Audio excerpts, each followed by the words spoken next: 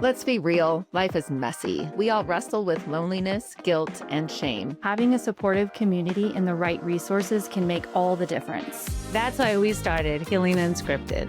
We're just three friends on a mission to bring hope and healing. Whether you're struggling yourself or walking alongside someone who is, we're diving deep into the hard stuff. With insightful guests, real talk, and a whole lot of heart. Join us on Healing Unscripted. Hi, everyone. Welcome back to Healing Unscripted. I'm Jen, one of your hosts, and we are honored to be your local mental health and recovery podcast. Hi, everyone. I'm Liana, and we are all recovering from something, and it doesn't always have to look like drugs or alcohol or addictions. Everybody's journey looks different, and today our guest has been on his own recovery journey, and we're excited to hear about that. Hey, everyone. I'm Laura, and I'm just here to welcome Anthony to our show today. He has quite the lifelong journey. That's lots of ups and downs, but to where you've gotten now, it sounds like it's amazing. I can't wait to kind of get the whole story from you. And I hope everybody listens to the end to see how Anthony's life has changed. What ride do we get ready for right now? Ooh, what are we buckling up for? Yeah, what are we buckling up for? I think for me, there's too much stigma in this world and people just buy into the hype based off what they see on TV or what they think they know through what they heard from someone else. And they never take the time to educate themselves. And so I'm very, very much an advocate for being outspoken on the realities of what it was and what it can be. Well, tell us a little more about you, where you're from, and how'd you end up here in Steamboat? Yeah, absolutely. Originally born and raised in Seattle, Washington. Lived in Seattle my whole life.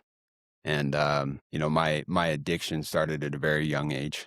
And it kept me kind of pinned down in that place. Short form of what brought me here was after my addiction, I got into recovery and got a job and met some people who did not allow the stigma to be, a catalyst on people's lives. And they were all about second opportunity, employment and lifestyles. And so one guy in particular poached me from the job I was currently at the time and brought me out here, which was scary, being 1,200 miles from everything I'd ever known.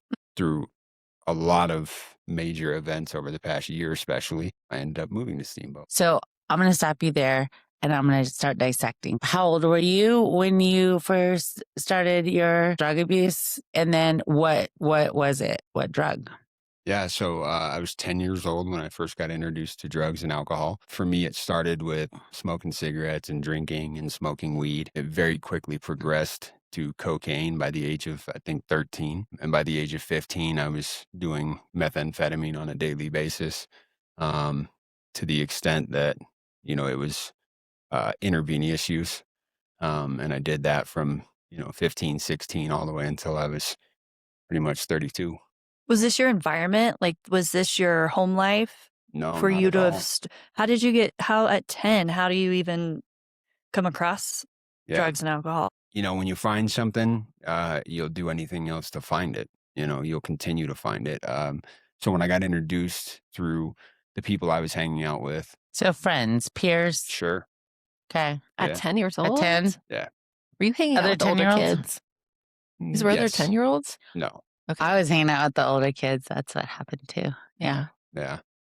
No, and then how was your home life, though? My home life was, I guess you could contextualize it as normal. Okay. Mom and dad worked full-time jobs, provided everything we needed. It's not always everything we wanted, but we had a roof over our head and food in our mouths. And, we went to school and played sports, and me and my brothers. And Did they suspect anything was going on in those early years? so I thought no. My dad on the side was a bounty hunter for the sheriff's department at the time. Oh. And so there was really no getting anything past him. Yeah. Yeah. He found out very quickly. I was probably I think 12 or so, the first time that he caught me with, marijuana and all the things. How'd that go over? Yeah. It- That's what I want to know. My dad's going to watch this too. He did dad things. Yeah. Yes. Okay. It went fine, I guess. I mean, I was an unruly, preteen Mhm. that was chaotic for sure. Was there something that happened then? Because then, like, what do you relate why at 10 years old was it more like a peer pressure thing? Not at Or all. was No, that was about the time when I found out that the man I called dad wasn't actually my biological dad. And, so as a 10-year-old, as a preteen, it's like there's a lot of confusion there. And so when I found drugs and alcohol at first, and I realized that it numbed all of that anger and pain and Mhm. things that I was feeling mentally, emotionally, spiritually, I just ran with it. Mhm. And I continually used, even though, like I said before, I never recognized it until I was an adult and started working a Mhm. program and could think cognitively. I never recognized it before, but I could utilize the fact that, oh, he was not my father as my reasoning, my drive Mhm. for using drugs and alcohol. right. So who's your real dad? Do you know? I do. That's part of my story that came when I was around 21. I Okay. met the man, and interesting time in my life. Mhm. Like, from being a child and finding that out and being confused, not understanding, Mhm. to then becoming an adult in the midst and in the height of my addiction Mhm. and feeling like I needed to go find this man. That it was the solution, it was the fix all to whatever Mm, my problems were, only to find out that that wasn't the case at all. Yeah. It was adding fuel to the fire. I can sit here now and tell you that it was actually a blessing in disguise, because the relationship I have with my dad now is Mhm. a million times Mhm. stronger on account of that circumstance. even though he might be a scary bounty hunter guy. Uh, he's gotten soft in his old age. Oh, very good. Very good to hear. Okay, so let's fast forward. You're in the height of your addiction. You met your biological father. Didn't go as well as you thought. What did you decide to do with that news? So I had gone from Seattle to California to find him, only to find out that he was in the same town that I grew up in for most of my high school years.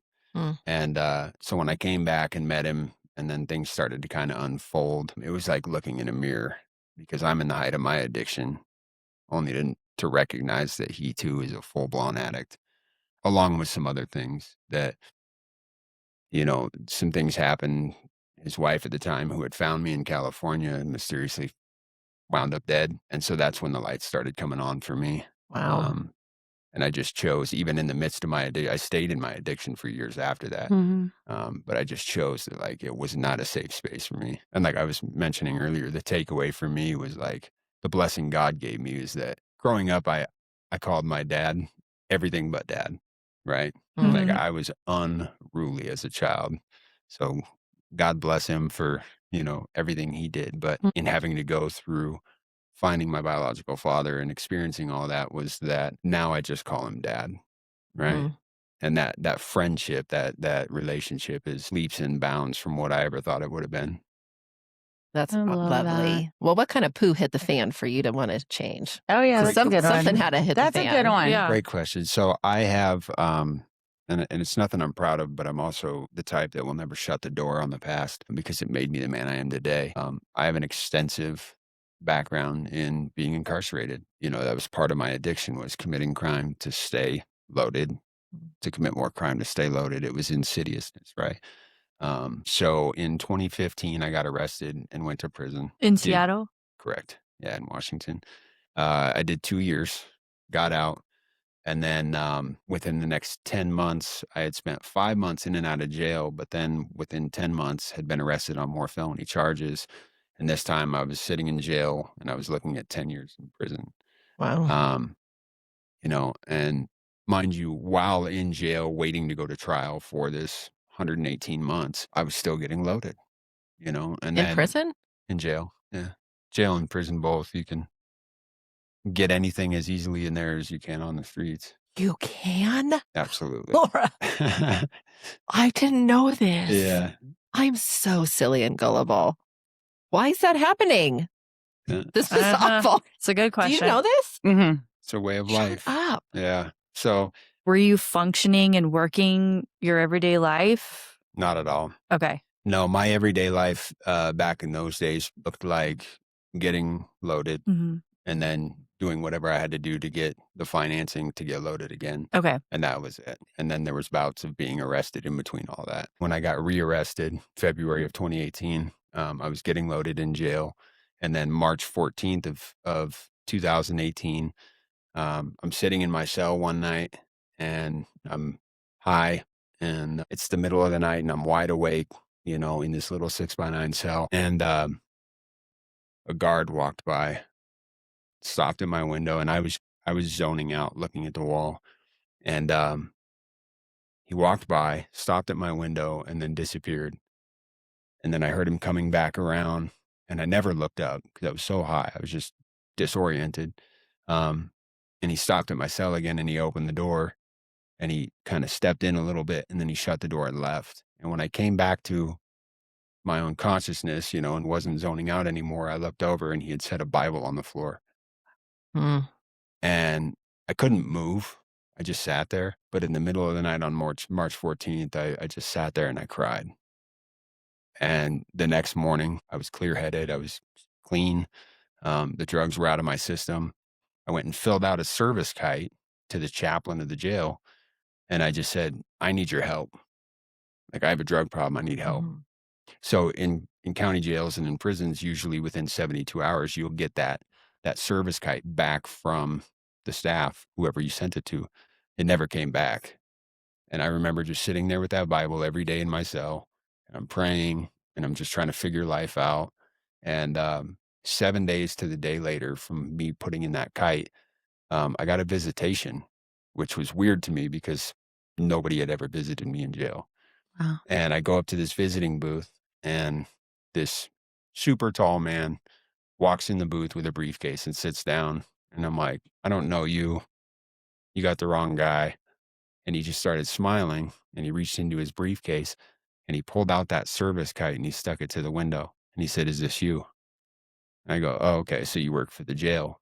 And he goes, "Well, funny story. I have no direct correlation to this jail whatsoever." He said, "I'm a prison ministries coordinator for treatment facility that I was going to." So he goes in and out of jails and prisons and helps guys get into treatment and find reintegration in life. Wow. Like Literally what you're thank about God. to start doing. Yeah. Oh my God, stop. Wait, can I ask, did you know God before this moment? I've known God my whole life. I grew up Okay. in the church. Ballpark, like 14, 15 years old, I had, a circumstance with a interim pastor who was a military chaplain and came in and into our church after our pastor retired. And he just started tearing the church down in a very conformist way and just blasting members, about dumb stuff, trying to cast them out. And I was one of them. I was a drug addict. I was, a crazy kid and don't trust him. And he's not welcome here. And Wow. so that was the first time that I kind of just went, okay, this is what God's about. Yeah. Yeah. No thanks. Some church hurt. Yeah. Yeah. I was Yeah. like, no thanks. Mm-hmm. And I walked away from church for a very long time. Sure. And God. Okay. I am just still mind blown that your addiction just can continue while you are incarcerated. What in the Sam Hale? Who wants to going circle on back here? to that? We have to circle back around because my mind will not Let it go. stop. Like, where is our mental health and recovery in the system? Girl, It's just not there at all. why are we here? That's a great question. I mean, talk about a major flaw in our Mhm. system. Yeah. It's like, Massive. I it's mean, like they create. they probably don't want, monsters but almost they in don't want prison. people going through withdrawals because they're not going to be able to handle that. So I'm sure they're thinking it's just easier. I don't do, think but that's what they're no. thinking. No, It's no. awful. So I am so offended right now In my and experience, sad. if I can say without bashing, the system at all, but You can Uh, bash it. It's fine. yeah, the judicial system, from my perspective of my lived experience, is that it's like that old hotel commercial that says, "We'll leave the light on for you." Mm-hmm. When I got out of prison the last time in 2017, I wasn't eligible under their criteria for any kind of assistance, any recovery, any housing, any treatment, therapy, anything. How could you not be eligible? It's a great question. And who is eligible then? It's an even better question. There, Mhm. the judicial system, the prison system is one of the biggest for-profit Mm-hmm. entities in our world, in our nation. Oh, I did a lot of research when I was locked up, and you know, the federal government gives state governments ballpark at the time that I researched this about $30,000 per inmate per 366 days that they keep them, right? And that's under the context of food and board, room and board, right? But the foods that they're giving you, literally, some of the stuff has stuff written on the back that says not for human consumption, Oh my goodness. right? But then someone like me, who's got 21 years of impractical experience in life of being an addict and a criminal, comes in and says, I need help with something. And they said, no, you're not eligible, but when you leave, we'll give you $40 gate money and a bus pass. We'll see you when you get back. Oh, damn. That's our Wow. that's I our am system. just so naive to think that our system would have been a little bit better than that, but I have no idea. I am so disappointed. And I'm so proud of you for making it out of that. Thank you. 'Cause Yeah. that is very, very impressive. It just makes sense why people can stay in the cycle for so long, because why not? Because you're set up to And then fail. they're telling you that you're going to be back Well, you're because set their up light to is still fail. on. Yeah. Well, and the I'm- statistics show that, sorry, I didn't mean to interrupt you. No. The statistics show that, like, when I went to treatment, I was in treatment with 65 other men, right? And the statistics at the time in 2018-19 was that 3 out of 65 would not only stay clean, but continue to live a successful life. And I can tell you that I stay in touch with the people who are successful from my program. There's one other person besides myself. Mm, Oh my God. I The want to rest cry are- right The now. rest are dead or in prison Yeah. or back out on the streets. mm. So disheartening. So how do you feel like you were the one Yeah. of two that overcame this situation that was not super supportive for you to overcome? I think it has a lot to do with mental health, right? When you fixate your mindset on something, for me, it goes so much further than, like, when I came in, I was beaten, I was broken, I'd had enough. That night when that corrections officer put that Bible in my room, I was a broken soul, right? I just knew that, like, everything I'd ever done or thought I was doing to, like, function in my own life and have control for self was false. Like, left to my best devices, like, I've got 21 years of impractical experience with 2 prison terms and another one that was over my head. Like, so for me, it's so much more than just surrender. Like, I had to abandon self-will to God, Mm-hmm. and the minute that I did that, God said, let's go. And the Mhm. man that came to Wow. visit you, did he help guide you towards that surrender? Absolutely. He's still one of my best friends in my life today. Yay. He's since retired from that treatment facility, but he still does a lot of work with judicial youth, adults, court systems, all of it. As a matter of fact, when I called him when I applied at the health partnership to tell him, like, hey, I'm applying for this job, but you'll never guess what the job is. And he's like, what? I said, judicial advocacy. And he just started laughing. He's like, God's so good. Yeah. That's so great. good. Yeah. Okay, so silly. she Love that. came to visit you and said, this is what I do. And what happened from there? Yeah. So I kind of bumped heads with him a little bit. I Mhm. heard him out because it was good to be out of my cell and have a visit. And, I was still kind of trying to wrap my head around how he ended up with a service kite, which is in-house jail Yeah. mail, Yeah. which the part of that story came about a year and a half later. About a year later, a lady from his church is the mail lady at the jail. No. And she was sorting through mail. And when she came across that one, Got the she chills. said that God just struck her with conviction to take it. And so she took it, went to church the following week and gave it to him and said, God said to give you this. Man, Come it's on. good. It's good when you have a relationship that's so close that you know what you're supposed to do when on. something lands in your hand. And Yeah, that is that's so true. the truth. And that's with people, with things, with objects. So amazing. What happened after you decided to lay down your attitude and maybe trust him a little bit? Yeah. So he gave me this, he almost spoke in like a parable, which was crazy.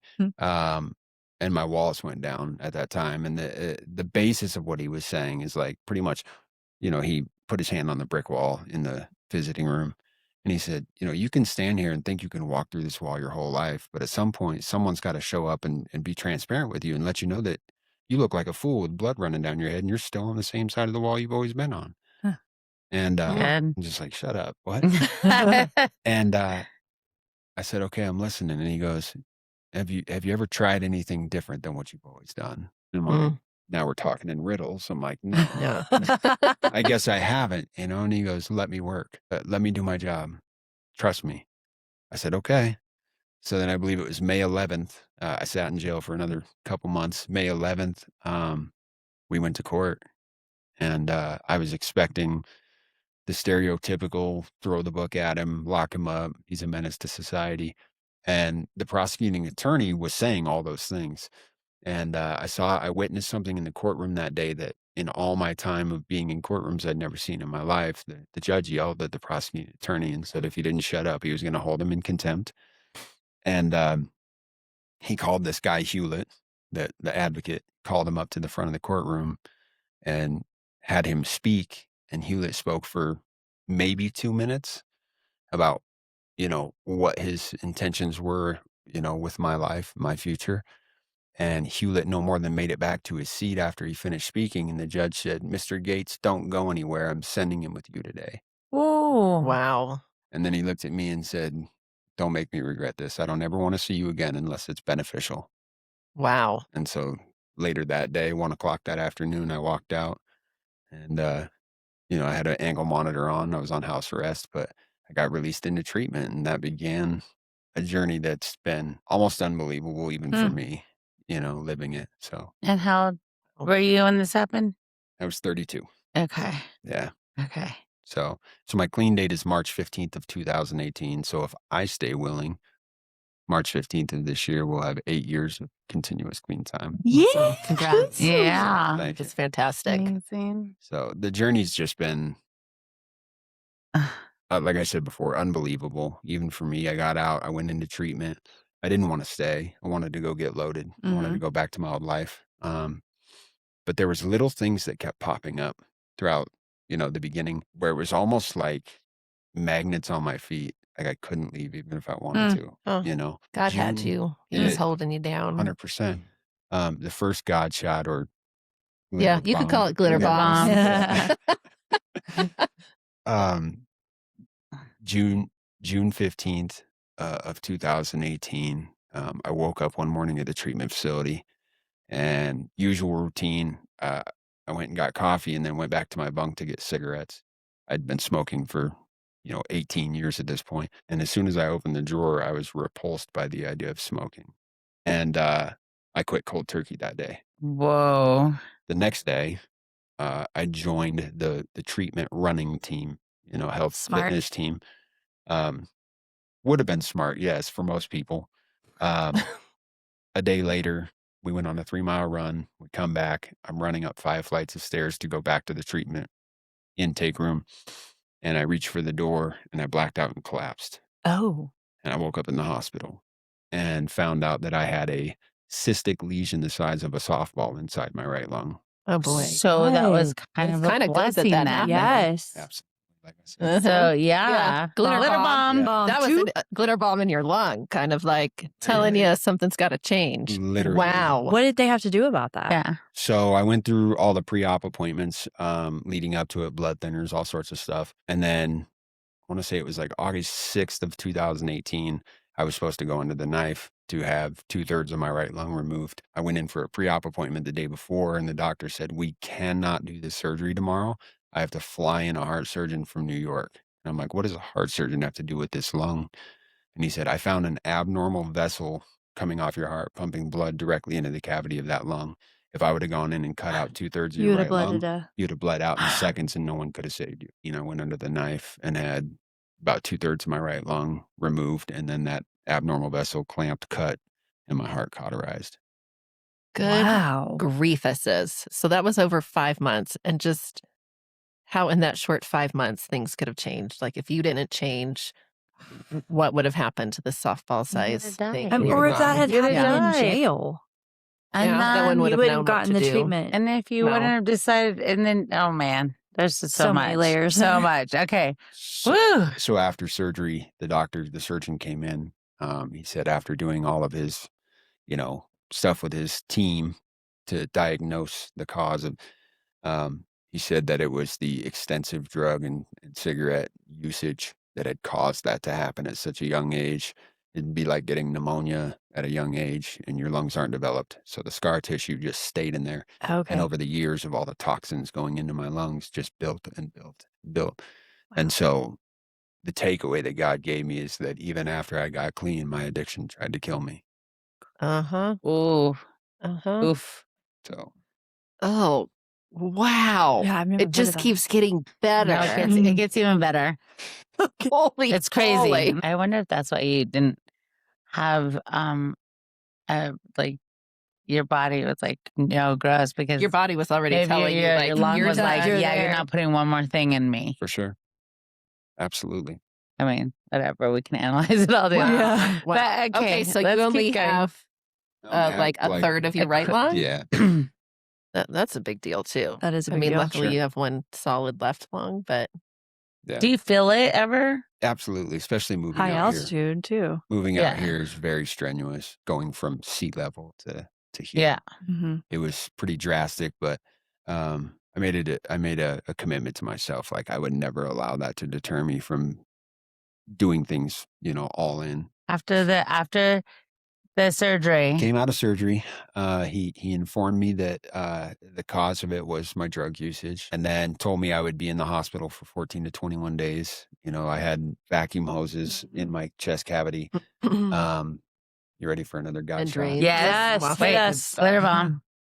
So they had to put me on. I'll say this first. They had to put me on fentanyl coming out of the surgery, which I was very adamant going in. I'm an addict. I cannot take that risk. And he told me either you do it my way or we don't do the surgery because of the long-term effects will be detrimental to you. Mhm. Huh. I said, okay. So we had a plan. Came out of surgery. They put me on fentanyl and it made me deathly ill. They took me off the fentanyl and put me on a Dilaudid. And by day 3, I was off of all narcotic medications. Day 3. Good grief. Which they weren't really wanting to do that. But they said, if you can handle it, then, and I just kept praying. I had people coming in praying over me and showing up. And so then again, 14 to 21 days, I was supposed to be there. And they weren't going to take the vacuum hoses out until at least like day 10 and then day 15. On day 4, they removed the first vacuum hose. And then the next morning, the doctor came in, and here's the God shot. He stepped inside the door, but wouldn't come in the room. And he was like trying to talk to me from a distance. I said, why don't you come over here and talk to me? He said, you have some sort of like supernatural healing going on, and it's freaking me out. Wow. Oh. And I just remember telling him, I said, the word you were looking for was divine. Right? Yeah, doctors don't really like to say that. Not at all. I know. And so that was day 5. And later that afternoon, they took out the other vacuum hose and stitched me up. And I think by 5 o'clock on day 5, they sent me home. Unreal. Wow. Yeah. That's pretty awesome. Yeah. So That's pretty divine. That is Yeah, fine. that's But pretty where good. was home? Because you had left the rehab right. when you collapsed. I went back to Oh, you rehab. went back to rehab. Okay. Yeah. So the rehab I went to, it was a year-long commitment. Mhm. And the first couple of months you do downtown Seattle. And then the year-long portion, you actually go out to a residential place where Oh, there's nice. huge place. Okay, so when you're Wow. done with your year, then where did you head next? Oh, so coming up on the end of my year, I had no idea what to do, right? I had no job history, no productive history of any kind for schooling, anything. And there was thoughts that were crossing my mind coming up to about a month before graduation of like, well, I guess I'm going back to being a drug dealer and a criminal. And No, were they Mhm. prepping you for Next the steps? treatment center? It's not. Was there like pre-steps for they have having- things in place. They had options for you. You could go back to school and they would help you get funding to do that. You could stay with the treatment facility doing an internship for another year, or you can go out and do your own thing and, find a job. Mm. And so for me, I didn't feel like I was being called to do the internship. I didn't feel like I was being called to go back to school. And, the job market freaked me out because, like I said, I've never done it before. Yeah. And so I just thought, I guess I'm going back to what I know Did you graduate high school? in prison. Okay. Yeah. I dropped out of high school couple months before graduation, even though I was on track to graduate. I back in those days, I had this grandiose, like Scarface dream mentality that I was just going to be like this, Outlaw. bad guy yeah, exactly. And never turned out that way, thankfully, though. So what did you end You up were going to doing be the then? bad guy that your dad bounty hunter was have to Right. Oh, goodness. get. And he You would were have really playing He the would've opposite found ya. role there he would have come for me. I That would have promise. made a really good movie. in a loving way. Yeah. I'm sure. I should Yeah. write a movie like that. Okay. So what keep did going. you choose? I hadn't made a choice. I just remember there was a month before I was graduating, and it was that battle of flesh and spirit, right? The flesh was telling me I know what I had to do. The spirit was telling me I have to do something different than I've ever done. And that's where, again, that complete abandonment comes into play, right? Like, so I was just praying a lot, still going through the motions of like going to class and doing these things. And then I was sitting in the staff member's office, talking about it one day, about probably 3 weeks before graduation. And in walked, this guy named Tom Prenslow, who would later become a major part of my story.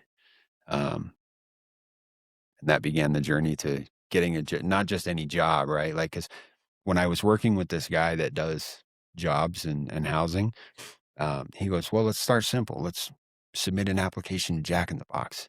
And so I did. And I was transparent and honest on that application. And they ripped it up in my face and told me to leave. And Ew. I'm like, if a fast food place won't hire me, Yeah. Yeah. No one's going to hire you know what I yeah. mean? So Yeah. that's daunting. It's heavy. So then you can imagine going in for this career interview at a, massive corporation that does aerospace and government and military Why'd contracts. you choose Well, yeah. that? Well, Yeah. How did you cut go from this? Jack in the Box Yeah. to aerospace? We skipped something. Yeah, we skipped No, I'm something. not skipping anything. That's the thing. It just showed up. Wow. By Like I from this said, man that Yeah, came. the CEO himself came because he used to donate money to the treatment facility, to that program Okay. for a decade. He would sit down and write massive checks. And then in beginning of 2019, he sat down to write that same check he did every year.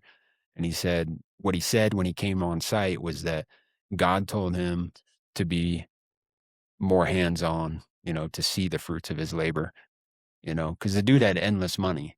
He could write checks until he was needing a new checkbook, but he was a Christian, and he believed in giving people a second chance. And he gave you one. And he did, sight unseen. Wow. He came in and told the director of the program, I want to do more. I'll still write you the check, because I know you want the money, but I want to see how I'm helping these guys. Wow. I want to be a part of the reintegration process. And then the guy whose office I was in ran out of the office and was like, I know how you could help. You could hire this guy sight unseen. And he said, send him up for an interview. So the guy that worked at the treatment center ran and said, you're the guy for this. Yeah. And Wow. he's the guy that owned the aerospace. The CEO. Oh, wow. Pretty. Yeah. Okay. So Wow. So what was that interview like for you then? It was, 'Cause I can't even imagine. it was heavy. Were you And sweating? I was probably, yeah. From every orifice. And probably I can't like even doubting the imagine. whole Yeah. way. You're probably just doubting, Oh. like, whatever I Yeah, say, I'm not going to get whatever. the job, whatever. 100%, and like I said, I'm sitting in this interview with these people. I walk in thinking, okay, you got this. It's just an interview with the hiring manager. And I meet the hiring manager and she walks me into this conference room and I'm like, this is a huge room for just the two of us, And she sits down across from me and she's got the window to her back. And I'm like, okay, are we gonna do this thing? Or she goes, it'll just be a minute. We're waiting on someone. And in walks this other guy named Eric. And he introduces himself and she said, Eric's the VP of operations for this company. And I'm like, cool. Nice to meet you. And Eric goes, he's on his way. And I'm like, who's he? And why are we waiting? Like, is this a company-wide interview? Like, in walks this other guy and he introduces himself and his name is Tom. Lynn, the hiring manager, looks at me and she says, Tom's the CEO of the company. And he sits down and now I'm sitting here with the upper echelon of the top three of the company. And, you know, if I wasn't already nervous, you know, I probably left my body at that point. Um, but I rolled with it. I trusted God and I just rolled with it. And they started asking questions, and 3 or 4 questions in all of the chaos, you know, like I told you, I was on house arrest and I had forgotten to charge my ankle monitor. The timing. And so it starts going off really loud. And at that point, I probably was like alive but dead. Yeah. You're like, okay, yeah, I know I don't have it. Yeah. It's okay. That's a wrap. Let's go. And it got quiet for a second. And then Lynn, the hiring manager, turned around and looked out the window, turned around with a smile on her face, looked back at me, and she said, do I need to worry about SWAT coming through the window? And I'm like, that's not funny at all, because they might. Maybe. You Yeah. know? And all 3 of them are laughing. And once they got their comedic relief out of it, she looked up and she goes, let's just continue the interview. Just ignore it. And that was, you want to talk about another God shot. It was the first time I had this revelation hit me in that moment, that I'm sitting in front of 3 people who could go about their daily life and not care twice about me. But I'm experiencing people who have their own life. They've never experienced this life, and they're not basing anything off of the stigmas of the world, Right. you know? Right. And that While was your ankle huge. monitor's going off Yeah. too. And so Yeah. What amazing people. so they started asking questions again. I think Lynn asked me a question. I responded. And then Eric started to ask me a question, and Tom leaned forward and across Lynn, and he touched Eric's arm and he goes, I think we're done here. And I'm like, you drug me through all this for that? Now we're done? I've been done since I walked in the door. Yeah. I thought this was over before I got here. And he cracked a smile and he turned and he looked at me, and without even looking at Lynn, he said, have him on payroll by Monday. Wow. You must have Wow. been spitting. Yeah, I was beside myself for sure. Yeah. Like I was. What was your job? What was your position? So here's where it gets good. Because you don't even know what you're interviewing. for Yeah, at this yeah. point, You're just- right. You're just there It's just in an an interview. interview.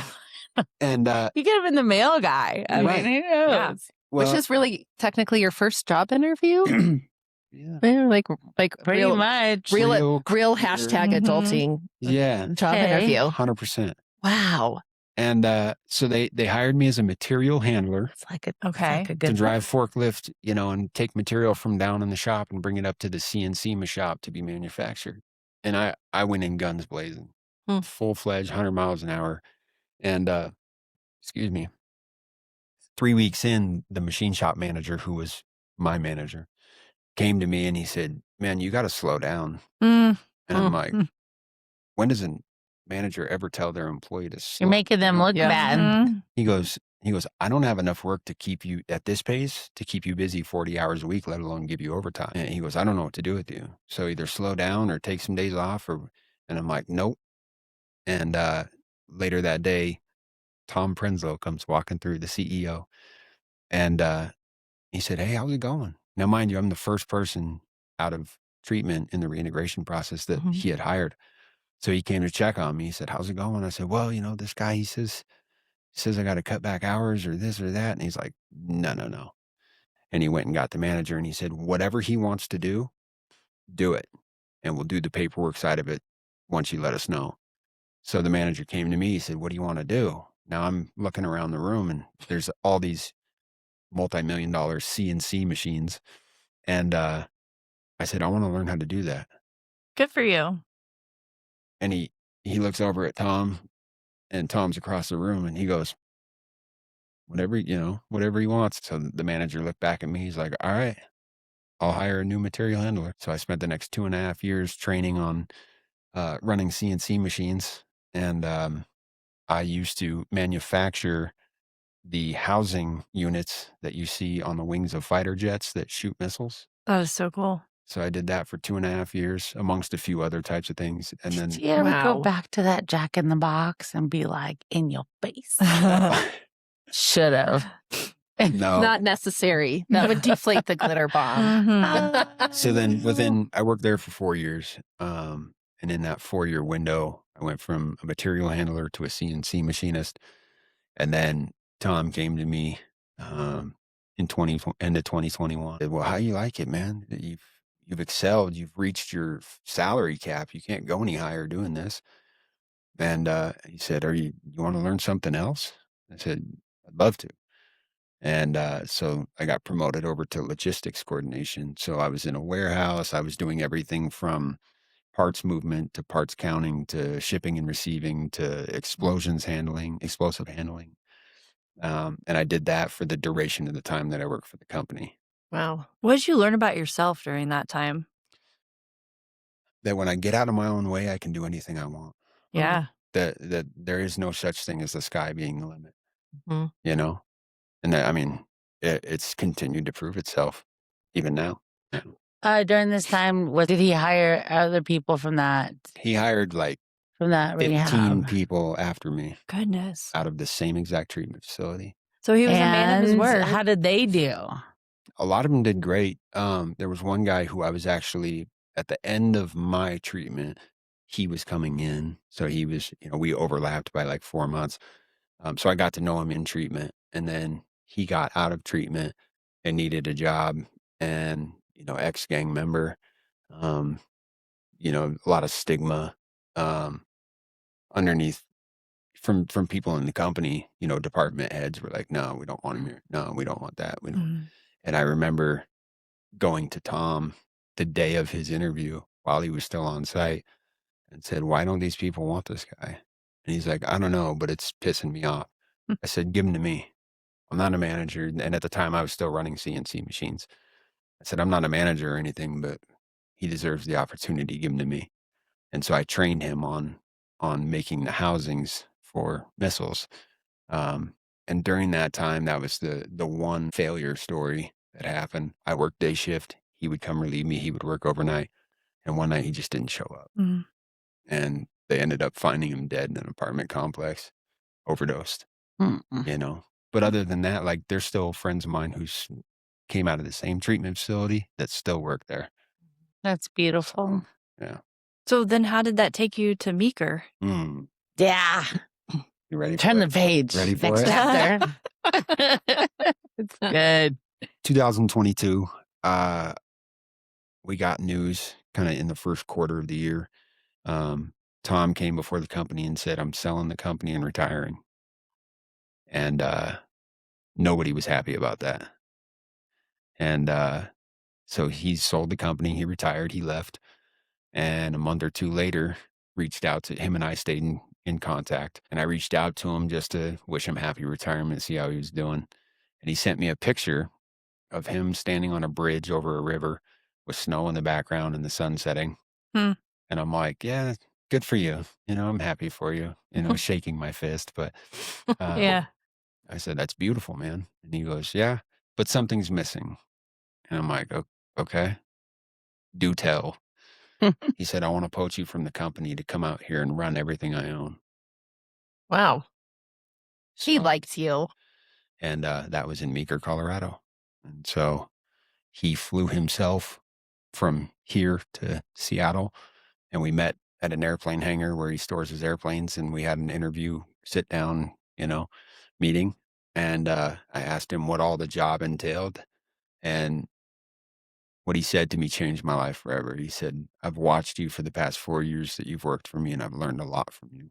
You're talking about an aerospace engineer, Yeah. Mhm. Fortune 500 CEO, Wow. Mhm. telling a 21-year addict and criminal Oh, that he's learned something from me. And he said, what I've learned is that nobody knows what you want out of your life more than you.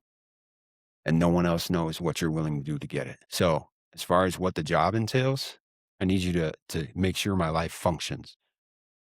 As far as all of the numbers and the, paperwork stuff, he said, I want you to go home.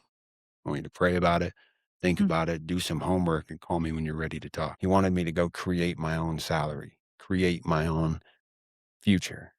Wow.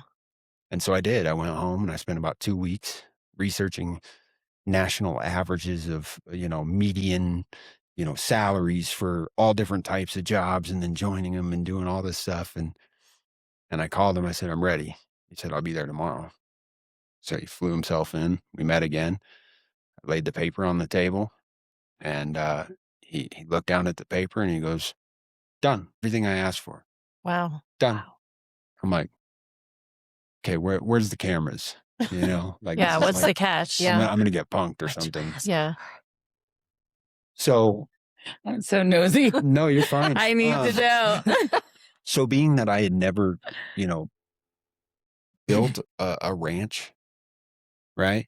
Yeah, I have construction background, I had some odds and ends like side job stuff.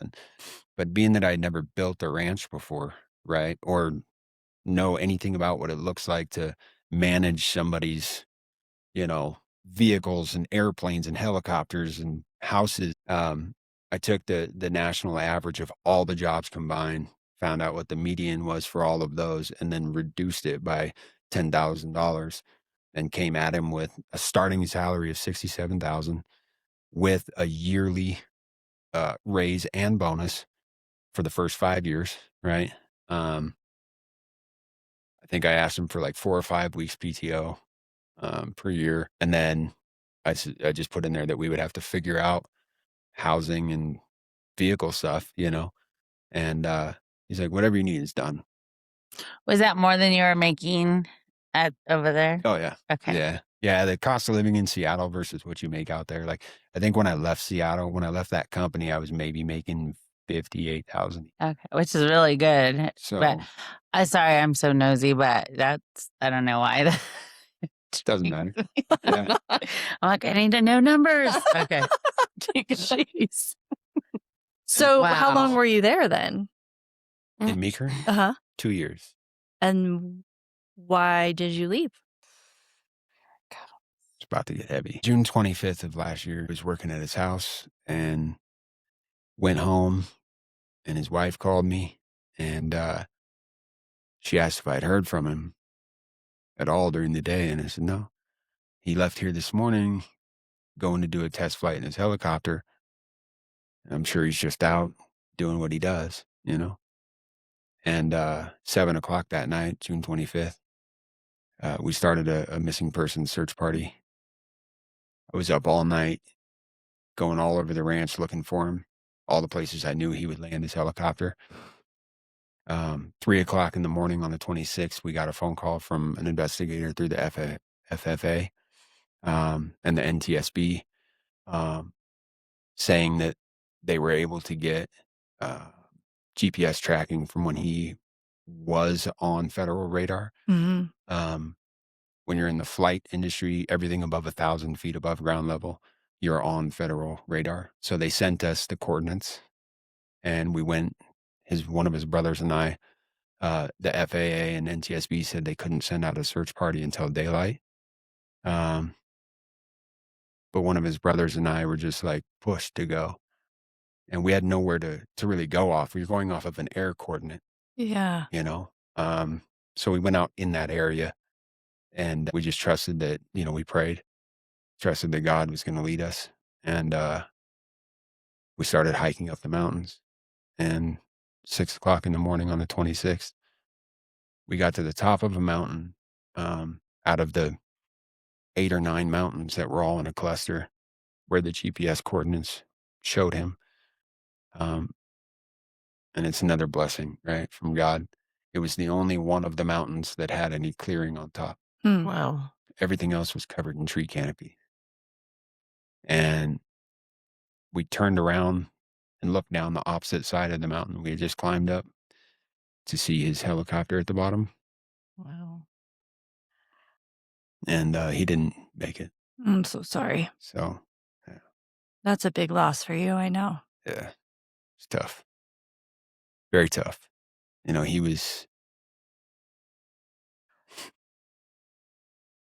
He was a boss and a mentor and a friend, and in some ways a father figure too, Mhm.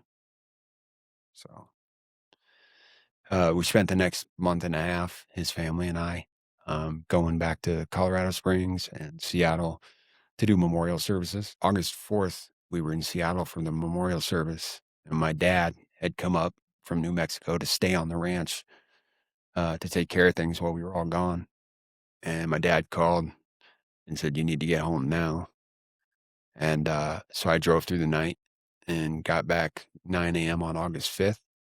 And by 1 p.m. on August 5th, the sheriffs and the fire marshal had come on and said, "This is a forceful evacuation.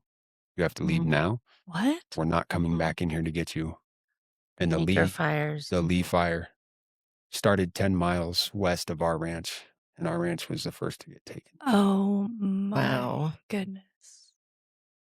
So when that happened, my dad and I stayed for 5 hours on the ranch after the sheriffs left and the whole family left.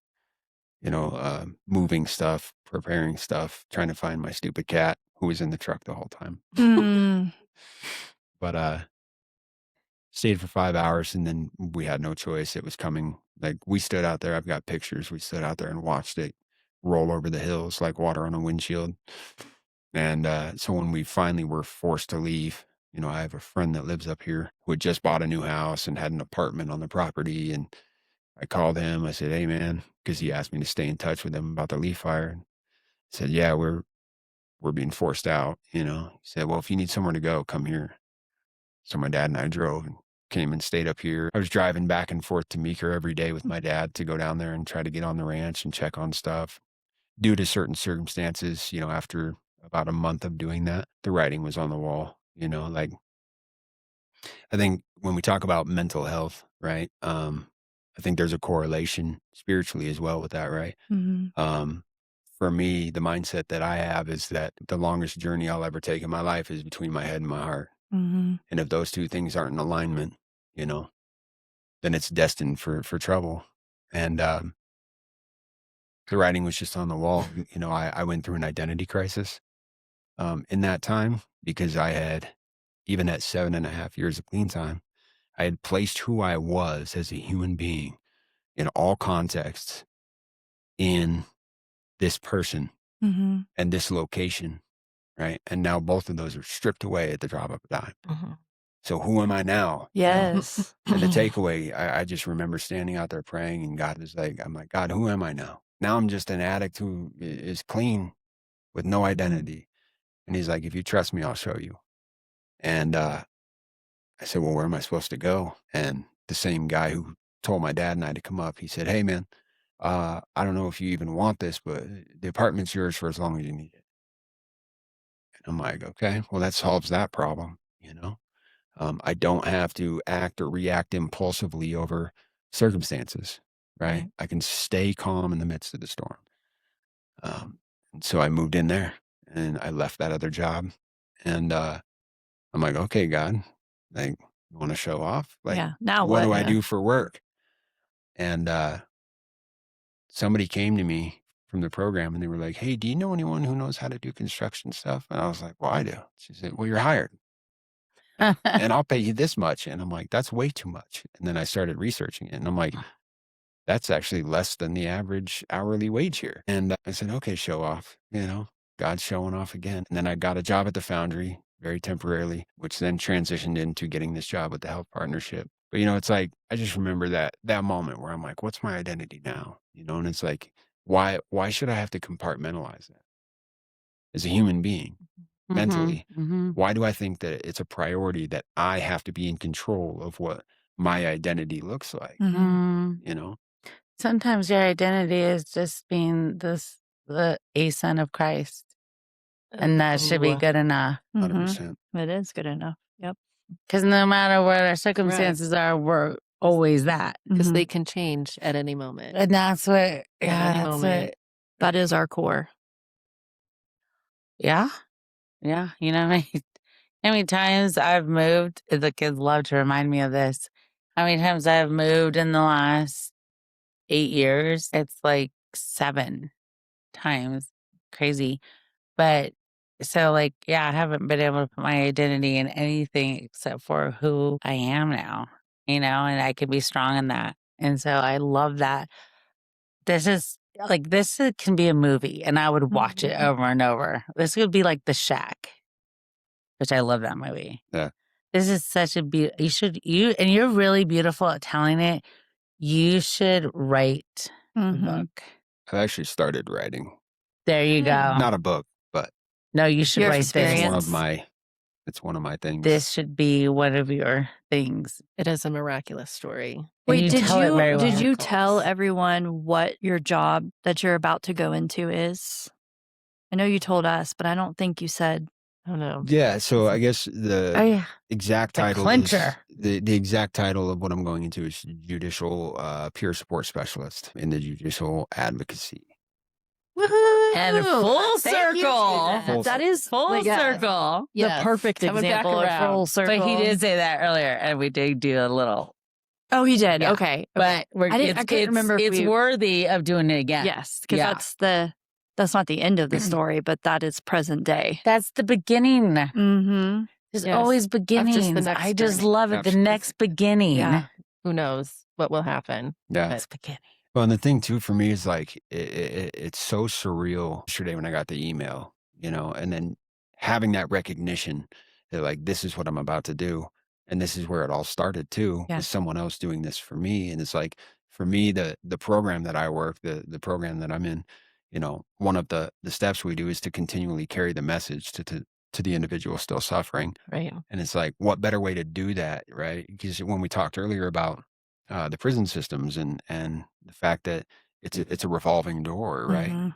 Like the easiest way that I could ever find growth is through a ground of relation, Mhm. right? Like I could sit with, and this isn't bashing on college educated therapists or counselors, but for me, if somebody doesn't have the same impractical experiences I've been through, it's the difference between empathy and sympathy, right? Mhm. Mm-hmm. Like, so if you sit and tell me like, I understand what you're saying, well, that's great. But like, have you been to hell?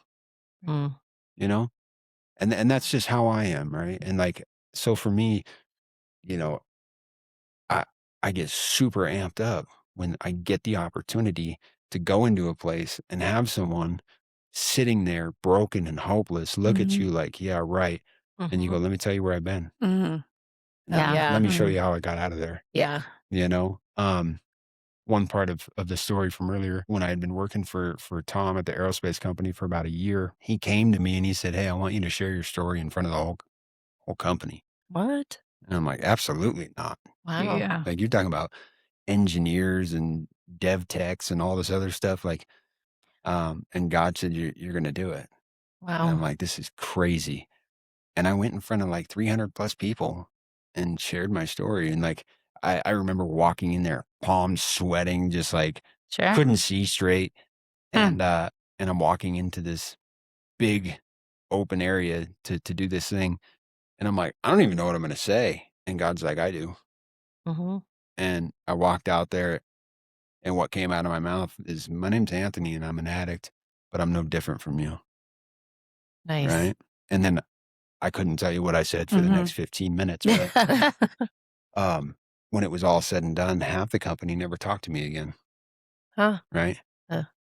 But at the same time, he hired 15 more guys just like me right after that, Yeah. Good for him. and that's what it's about. It It's is. like, Yeah. because I could live the rest of my life walking around ignorant, claiming that I think I know the truth about Mhm. things. But if I don't take the time to, you know, go into any given situation and be willing to be educated on something, then how do I have an opinion on anything? Yeah. I'm just ignorant. So I'm really excited for the job coming. Well, they're lucky to have you. This community is definitely lucky to have Yeah. you. Your story is beyond miracles. And I'm so happy for how much you've overcome. It's just truly amazing, to God's credit, him be the glory for sure. But I'm dying to ask you as we wrap up, what does second chances mean to you? Ooh. I think for me, on an individualistic level, who I am, where I came from, and who I am becoming, not just today, but tomorrow and the next day, it's life or death for me. Mm. Right. Um, and if someone hadn't opened a door for me, I I can't honestly tell you I'd be sitting here with you right now. Mhm. And that's not to say that it wouldn't be prison or death.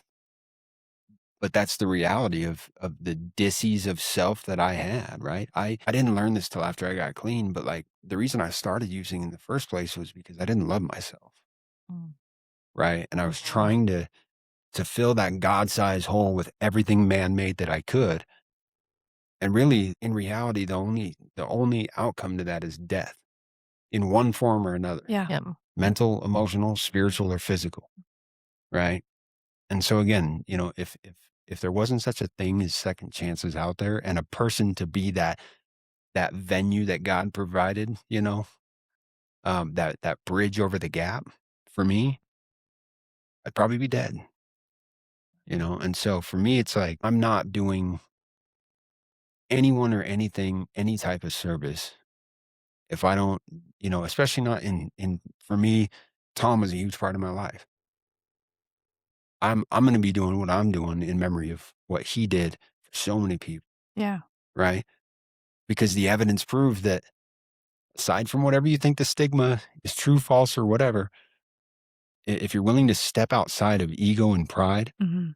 and just do it anyway, especially when you have the resources to, you never know when you have the one thing you could say or do that could change someone else's life forever.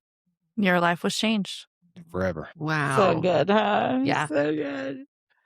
You did such a beautiful job. You're so humble, and you shared your story very clear Thank and you. beautifully. Yeah, you need to write a book, buddy. I'll read it. And then someone will create the movie. And I'm sure that Tom is so proud of you. I mean, Absolutely. what he was creating was like leaps and bounds beyond, I'm sure, what he ever thought it would be or A you good ever thought it would man. be. And I love that you want to keep going and making him proud. And I love him, and I don't even know him. I And do love too. him, and I love his family. They just seem like beautiful people that just deeply care about humanity, Yeah. which is a Mhm. nice reminder of how we can all be and treat everybody. Right. Absolutely. So, Glitter bomb. It's your turn to go drop glitter bombs on people. Okay. Bam. All right. Thanks, everybody. We'll see you next time. Thanks for joining us.